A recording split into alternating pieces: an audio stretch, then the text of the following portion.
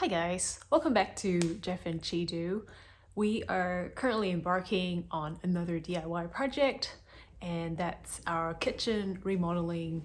As you can see, the kitchen behind us that has been demolished, and it's awaiting plumbing and electrical work, both of which I won't be doing myself.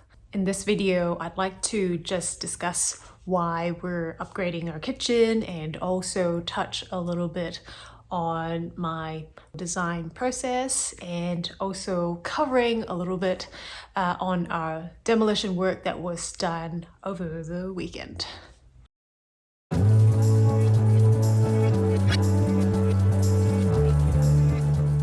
We're actually upgrading our kitchen because the original kitchen, I think, was built with the house in the 1980s, and it really has become outdated and its functionality limited.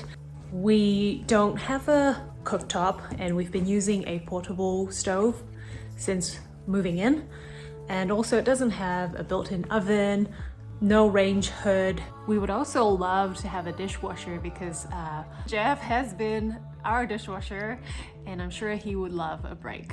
We also took the opportunity to include a little pet feeding station. I think that would be a really nice feature to have. Now for my design process, I guess I've basically started with functionality. I sketched out the layout of the kitchen and then looked at what I really wanted to add. And once I got the dimension of those appliances, put it on a sketch, and then following this triangle rule, which is the work efficiency between your fridge, your cooktop, and the sink, that really helped me decide on the best layout. I also drew inspiration from a few of Julie Koo's kitchen design videos, and they have been extremely helpful. To those embarking on a remodel, giving you a seamless custom look that is well thought out, clever ways to increase storage capacity.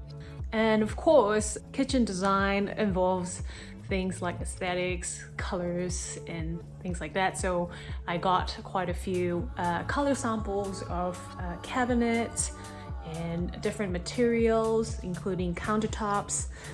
I was really interested in this green that's apparently a really popular color in 2023, but I also felt like it was going to be one of those colors that would become outdated, and then tried to lay them out and figure out what was the best match.